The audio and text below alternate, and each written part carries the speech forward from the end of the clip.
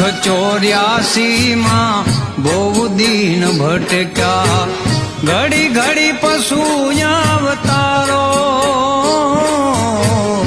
ગુરુજી ગુરુજી 84 માં બહુ દીન ભટક્યા, ઘડી ઘડી પશુ અવતારો.